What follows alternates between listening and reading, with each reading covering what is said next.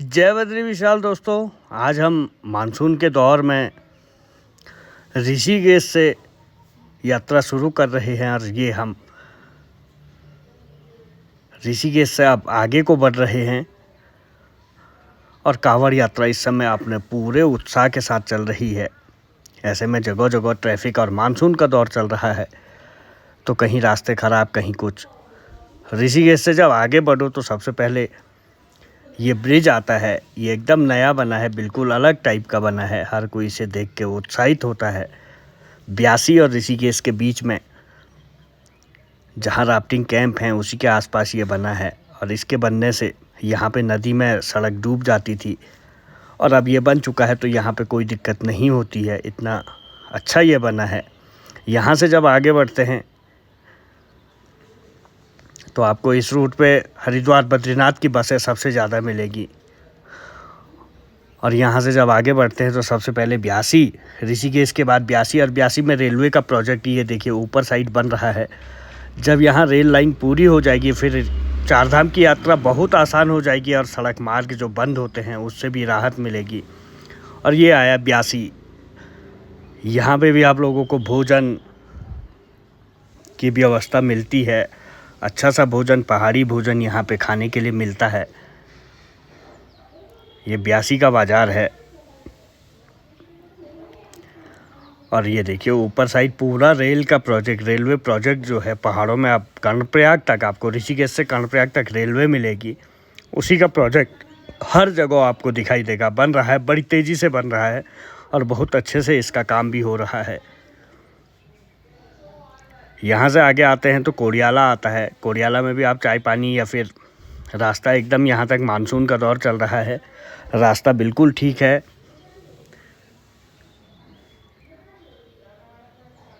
क्योंकि मानसून के दौर में बहुत ज़्यादा भूस्खलन और इन सब की तस्वीरें आती है, लेकिन अभी तक यहाँ पे रास्ते ठीक हैं। यहाँ से आगे जब हम चढ़ते हैं तोता घाटी की चढ़ाई क्रॉस करने के बाद तीन धारा एक बहुत ही फेमस जगह है। पहाड़ी हर कोई जानता है जो पहाड़ के सफ़र करता है और जो यात्रा में आता है वो भी। यहाँ पे नींबू पानी, गर्मियों का दौर होता है यात्रा काल में, तो नींबू पानी, शिकंजी, खाना, भोजन, यहाँ पे भी पहाड़ी भोजन मिलता है। सड़क के नीचे साइड पूरे होटल बने हुए हैं। यहाँ पे भोजन आप लोगों को बहुत अच्छा मिलता है। ये तीन धारा है।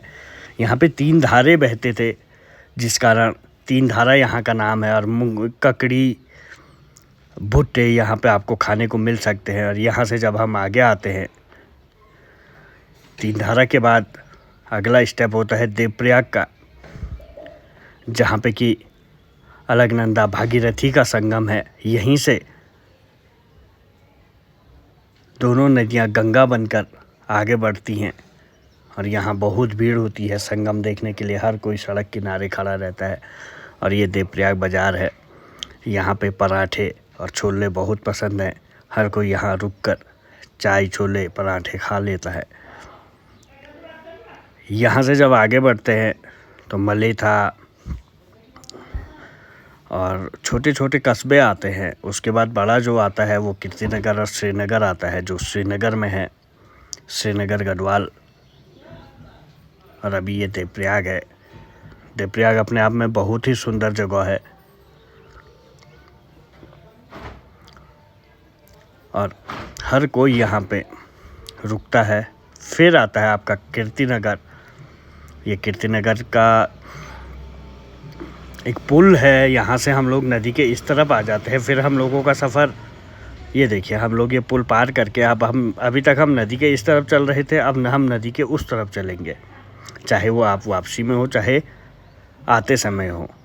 अब यहाँ से हम लोग श्रीनगर में प्रवेश कर गए हैं। गढ़वाल क्षेत्र का जो है सबसे बड़ा बाज़ार श्रीनगर पड़ जाता है। चाहे वो मेडिकल स्वास्थ्य सुविधाएं हों या फिर तमाम चीज़ें हों, तो श्रीनगर में ही आपको बड़े कार्यालय मिलेंगे। और जो उत्तराखंड का जो मेन है पौड़ी गढ़वाल, तो वो यहीं से ऊपर को 30 किलोमीटर दूर पौड़ी में है। तो लगभग सारे पहाड़ के जो जितने भी बड़े कार्यालय हैं या बड़े जो भी विभाग होते हैं, या फिर कॉलेज की बात करें तो सेंट्रल यूनिवर्सिटी यहाँ पे है और सबसे बड़ा बाज़ार श्रीनगर में ये है। और पहले भी ये पढ़ाई का हब रहा है। स्टूडेंट पूरे पहाड़ के बच्चे यहीं पढ़ते थे। अब देहरादून, दिल्ली इन जगहों पहुंचने लगे हैं ज़्यादातर, लेकिन यहाँ पे अभी भी हर कोई पढ़ने के लिए जाता है। श्रीनगर अपने आप में बेहद अद्भुत है। यहाँ पे कमलेश्वर महादेव भोलेनाथ का मंदिर भी है। यहाँ से जब हम थोड़ा सा आगे आते हैं तो नदी के बीचों बीच ये मंदिर दिखाई दे रहा है। ये माँ धारी देवी का मंदिर है। चारधाम की यात्रा से पहले माँ धारी के देवी के दर्शन करते हैं। और देखिए इस समय अलकनंदा पूरी उफान पर है, तो ये अलकनंदा के बीचों बीच बना हुआ है मंदिर, अपने आप में बेहद अद्भुत। और माँ धारी देवी का ये मंदिर, और ये धारी देवी का बाज़ार, कलियासौड़ इस बाज़ार का नाम है। नीचे मंदिर जो है ये यहाँ पे मुख्य गेट है, और यहाँ पे हज़ारों की संख्या में रोज़ाना यात्री जाते हैं, माँ धारी के दर्शन करते हैं। यहाँ से जब आगे बढ़ते हैं फिर आता है रुद्रप्रयाग, और यहाँ नीचे से केदारनाथ को जाते हैं। ये ऊपर वाला रास्ता जो है वो बद्रीनाथ को जा रहा है हमने, क्योंकि बद्रीनाथ की तरफ जाना है। केदारनाथ का रास्ता बंद है, कल वहाँ पे बहुत नुकसान भी हुआ है। तो रुद्रप्रयाग से एक रास्ता अलग कट जाता है और बद्रीनाथ का रास्ता सीधा आगे आ जाता है। तो रुद्रप्रयाग से ही केदार घाटी को जाया जाता है। रुद्रप्रयाग की जो दूसरी तरफ पहाड़ी है वहाँ पे केदार घाटी उसको कहते हैं, जहाँ पे केदारनाथ है, और इस तरफ ये बद्रीनाथ की घाटी के लिए निकल जाता है, बद्रीनाथ धाम के लिए निकल जाता है। तो रुद्रप्रयाग भी बहुत बड़ा बाज़ार है और बहुत सारे ये डिस्ट्रिक्ट हेडक्वार्टर भी है। रुद्रप्रयाग छोटा सा डिस्ट्रिक्ट है, उत्तराखंड का सबसे छोटा डिस्ट्रिक्ट शायद रुद्रप्रयाग ही है। और ये रुद्रप्रयाग का मेन बाज़ार है। यहाँ पे ये पीपल का पेड़, और इसको क्रॉस करने के बाद यहाँ से हम आगे बढ़ते हैं। उसके बाद हम लोग पहुँचते हैं चमोली में। चमोली सबसे बड़ा डिस्ट्रिक्ट है और सबसे लंबा क्षेत्रफल इसका है। ये अलग अलग घाटियों में बंटा है। कहीं पोखरी एक साइड हो गया, तो देवाल, थराली, वाण, मुंदोली अलग हो गया, गैरसैंण पट्टी अलग हो गई, और बद्रीनाथ, माणा और नीति घाटी अलग हो गई। तो ये गौचर पर अब हम लोग पहुँचे हैं।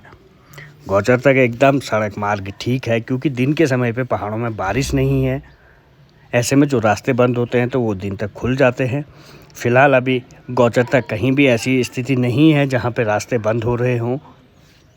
ये भी हम अभी आपको पूरा दिखाएंगे कहाँ कहाँ पे दिक्कतें आ रही हैं। और ये गौचर बाज़ार क्रॉस करना है। यहाँ से आपको हेली सेवा भी मिल जाती है। देहरादून से अगर आप लोगों को हेली से आना है तो उसके लिए आपको गौचर आना पड़ेगा। यहाँ पे हवाई पट्टी भी है, लेकिन हेली सर्विस रोज़ाना चलती है। पवन हंस और हेरिटेज एविएशन की 2 की हेली सेवा चलती है। और यहाँ पे देखिए अब हम पहुँचे हैं कर्णप्रयाग, जो कर्ण की नगरी है। यहाँ से एक रास्ता ग्वालदम, थराली, गैरसैंण इन जगहों जाता है। दूसरा रास्ता चमोली, गोपेश्वर, बद्रीनाथ, नीतीमाणा घाटी के लिए हम उसी पे जा रहे हैं। ये ब्रिज क्रॉस करने के बाद हम लोग एक बार फिर से अब बद्रीनाथ की ओर बढ़ रहे हैं। बहुत सुंदर पहाड़ी ये बाज़ार है, और यहाँ से 90 किलोमीटर की दूरी जोशीमठ की रह जाती है, और बद्रीनाथ 125 किलोमीटर, जोशीमठ 81 किलोमीटर यहाँ से कर्णप्रयाग से। और ये कर्णप्रयाग का यहाँ पे गाड़ी के अगर आपको गाड़ी घोड़ी का कोई काम करवाना है, फिर यहाँ से आगे बढ़ते हैं तो कालेश्वर आता है। और कालेश्वर वो जगह है जहाँ पे अब आने वाले समय में रेलवे का स्टेशन बनना है। ये देखिए जो ऋषिकेश कर्णप्रयाग रेलवे प्रोजेक्ट है उसका लास्ट स्टेशन यही है। यहाँ पे तक आपको रेल मिलेगी। जब भविष्य में कभी रेल बनेगी, रेल पूरी पहुँचेगी, टनल ही टनल ये रेल पहुँचनी है, तो यहाँ तक आपको रेल से सफ़र करना पड़ेगा। फिर यहाँ से आपको कार या कोई भी गाड़ी बुक करके यहाँ से हम आगे बढ़ सकते हैं। तो ये आपको अंतिम स्टेशन दिखाया। यहाँ से धीरे धीरे आगे बढ़ते हैं तो नंदप्रयाग आता है, और नंदप्रयाग के बाद चमोली आता है। ये चमोली का छोटा सा बाज़ार है, बहुत छोटा सा है बाज़ार है ये, लेकिन पूरे जनपद का नाम इसी के नाम पे पड़ा है।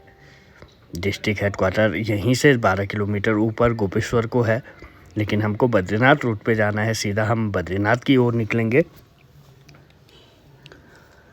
क्योंकि मानसून का दौर है, इसलिए रास्ते की हालत दिखानी आपके लिए बहुत ज़रूरी है। फ़िलहाल बद्रीनाथ रूट बिल्कुल क्लियर है। सुबह 10 बजे तक कहीं पे बंद रहता है, 10 बजे तक खुल जाता है।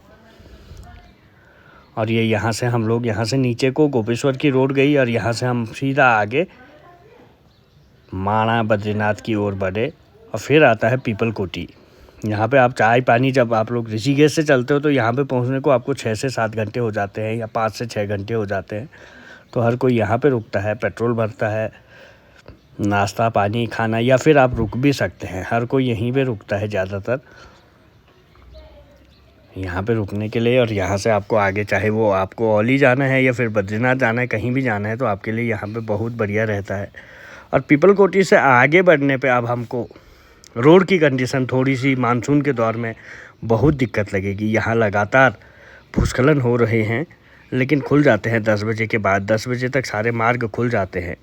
और ये देखिए, ये टंगड़ी का वो पागल नाला है जहाँ पे रोज़ाना मार्ग बंद होता है। यहाँ पे किस तरह से पहले एक साइड की गाड़ियों को पार कराया जा रहा है। यहाँ लगातार ये पागल नाला, इतना खौफनाक रूप इसका देखने को मिलता है कि बहुत ज़्यादा लोग यहाँ पे परेशान होते हैं। हर कोई फंस जाता है। मलबा अभी भी वैसा ही पड़ा है और उस तरफ की गाड़ियों को एक साइड रोक दिया जाता है, फिर इस तरफ की रोक दी जाती है, तब जाके ये लोग आगे बढ़ते हैं। इस तरह से यहाँ पे इस समय ट्रैफिक पार करवाया जा रहा है। सुबह ये बंद था लेकिन तुरंत खुल गया। फिर इसके बाद और सड़कों का थोड़ा सा बुरा हाल है यहाँ पे, क्योंकि मलबा आ रहा है। बारिश होती है रात को तो मलबा आ जाता है, गीली हो जाती है सड़क, कीचड़ हो जाता है। बहुत ज़्यादा यहाँ पे दिक्कत थोड़ी सी इस समय पे मानसून के दौर में, उतनी ज़्यादा भी नहीं है लेकिन सुबह के टाइम पे हो जाती है। और ये पाताल गंगा टनल हम पहुँच गए हैं। हम टनल के उस तरफ से आ रहे हैं और ये देखिए टनल का हाल। टनल का जो ज़्यादातर हिस्सा है वो साफ़ कर दिया गया है, लेकिन अभी भी मुहाने पे कहीं ना कहीं मलबा यहाँ पे फंसा हुआ है, जो थोड़ा सा परेशानी का सबब है। दूसरी चीज़, एक नई टेंशन ये है कि ऊपर से फिर से अगर भूस्खलन हुआ तो कहीं ना कहीं ख़तरा हो सकता है। ऐसे में इस टनल को थोड़ा और आगे तक बनानी चाहिए थी, ताकि यात्रियों को या फिर स्थानीय लोगों को दिक्कत ना हो। ये देखिए, यहाँ पे अभी भी पूरा मलबा वैसा ही है। गाड़ियों की आवाजाही हो रही है, लेकिन कहीं ना कहीं ये दिक्कत कर रहा है और उसका काम चल रहा है। धूल मिट्टी यहाँ पे बहुत ज़्यादा है। इसके बाद हम लोग हेलंग के बाद अब सीधा जोशीमठ की तरफ पहुँचते हैं। हेलंग से जोशीमठ भी पूरा रास्ता लगभग पूरी तरह से ठीक है और सफ़र और आनंददायक हो जाता है। अगर आप लोगों ने हेलंग क्रॉस कर लिया तो आपकी यात्रा एकदम बिल्कुल ठीक हो गई है। फ़िलहाल अभी रास्ता पूरी तरह से खुला हुआ है। और ये देखिए, जोशीमठ के करीब तो भीड़ बहुत ज़्यादा है। झरने बह रहे हैं, मानसून का दौर है तो झरने पूरे अपने बहुत सुंदरता के साथ बहते हुए दिखाई दे रहे हैं। और यहाँ से कुछ ही दूरी पर जोशीमठ शहर आ जाता है। और जोशीमठ आपको एक बहुत अपने आप में भगवान नरसिंह की भूमि है। और यहाँ से मात्र 44 किलोमीटर की दूरी पे बद्रीनाथ धाम आता है। ये जोशीमठ का जो बाज़ार है वहाँ हम पहुँच चुके हैं। यहाँ पहुँचते ही अलग सा एहसास होता है, क्योंकि हमारा यहाँ घर है। तो ये रास्ता है, बद्रीनाथ का रास्ता पूरी तरह से ठीक है। केदारनाथ की यात्रा में रास्ता थोड़ा सा बह चुका है, जिस कारण इस समय केदारनाथ मुश्किल है। जय बद्री विशाल दोस्तों।